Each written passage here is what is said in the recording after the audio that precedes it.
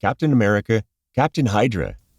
In one of the biggest and maybe a little head-scratching twists ever, the Secret Empire storyline revealed Captain America to be a Hydra sleeper agent.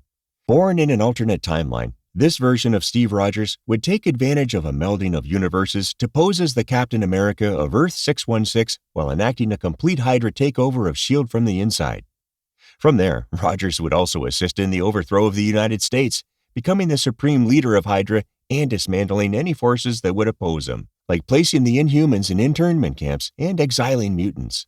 But even that wasn't enough for the Hydra leader, as he later sought control over Kobik, a sentient cosmic cube that actually created his original timeline in order to shape the world exactly how it was in his timeline. Thankfully, due to some meddling from Ant-Man and the Winter Soldier, the real 616 Steve Rogers was brought back and defeated his despot lookalike.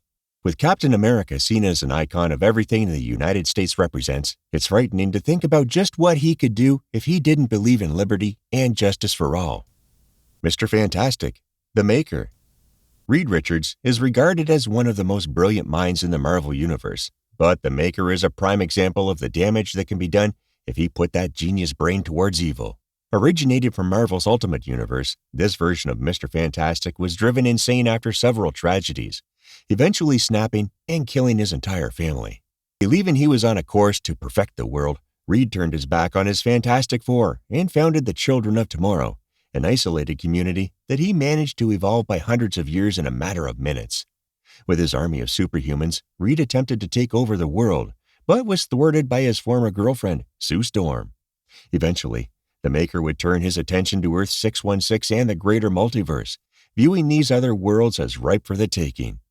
While he means to create a better world, the immortal nature of this version of Reed Richards drives him to seek complete control over every facet of the multiverse in a drive to fully understand the ins and outs of reality, using as many people and planets for his experiment as he sees fit. Professor X and Magneto, Onslaught. Professor X and Magneto represent two sides of the same coin, each fighting for mutant freedom, but through greatly different means. When the two former friends came to battle one another, Charles Xavier unleashed such a debilitating psychic attack on Magneto that caused their minds to merge, giving birth to a powerful being known as Onslaught.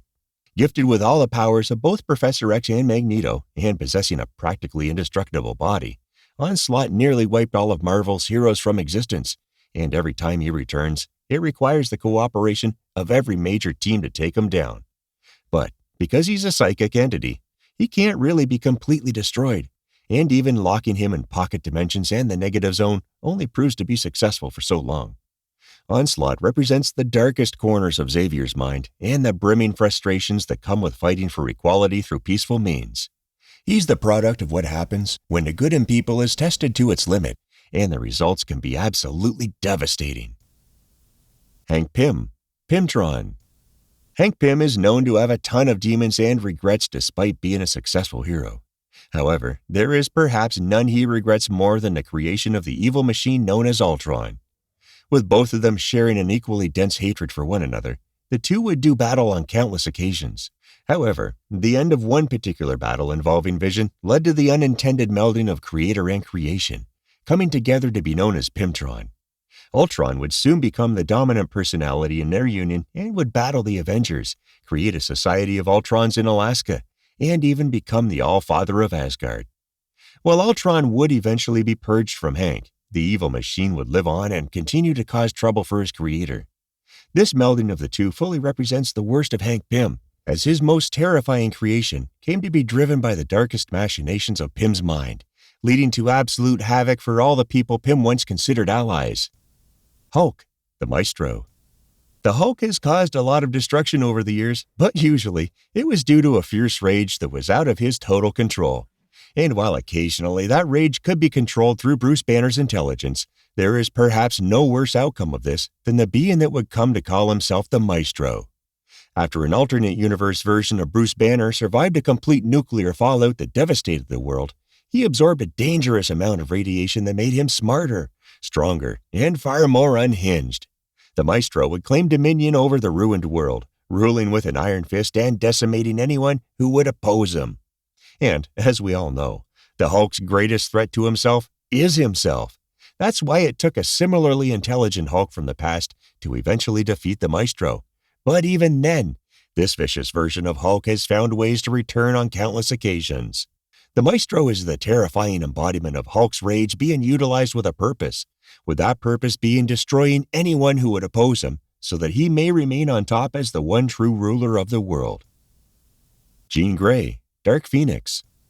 Jean Grey is one of the most beloved members of the X-Men, yet she holds a great and dark power inside her that has occasionally reared its ugly head.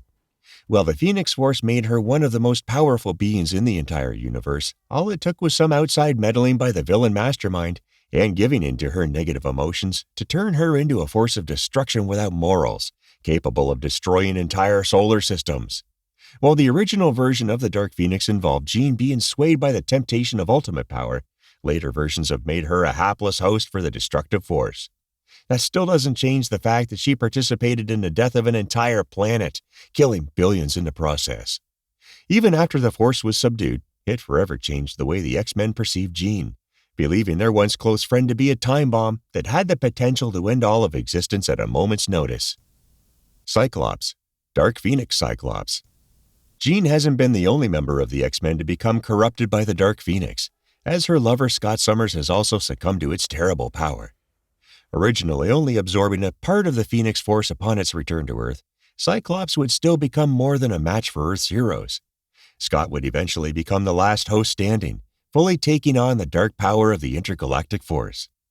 Gaining the abilities of the Dark Phoenix, Scott was practically limitless with his new power: telepathy and telekinesis, reality warping, cosmic energy control, and of course, amplified optic blasts. Although his time as the host was thankfully short-lived, it was enough time where, with his mind being twisted, he turned against his team and ended up killing Professor X. With the combined powers of Hope Summers and Scarlet Witch, the Dark Phoenix was successfully severed from Cyclops. While he makes for a significantly weaker host than Jean, he still managed to do significant damage with that kind of power, and only through teamwork and timing was he prevented from doing any further damage. Invisible Woman, Malice. Susan Storm often serves as the voice of reason and groundedness in the Fantastic Four, but even she has a dark side. This manifestation of her own demons would become to be known as Malice, created by the villain Hatemonger and used to turn Susan against her allies. While the Malice personality would eventually be repressed, her dark side would continue to linger inside her mind and attempt to gain total control of her body. It took the work of Psylord, Sue's son from an alternate future, to eventually rid her of this evil's presence for good. Thankfully, this identity has been tossed into the negative zone, and it's unlikely we'll ever see it torment Invisible Woman again. Judging by all the spikes and revealing spandex, it's probably safe to assume she's very grateful for that. Iron Man, Superior Iron Man. Despite being a billionaire playboy, Tony Stark at least has some form of moral compass driving him toward heroics. However, the version of him that debuted after the events of the Axis storyline, labeled as the Superior Iron Man, has no such code. An aggressive narcissist and a power-hungry shark, this version of Tony Stark cares little for others and will hurt anyone to get what he wants, from complete strangers to his own loved ones. He once inflicted a large chunk of the population with the Extremis 3.0 virus and even attempted to turn San Francisco into a utopia he could control the populace through. While this version of Stark didn't last long, it did bring to light his less loved characteristics turned up to 11, becoming the embodiment of what greed can do to a person's morals.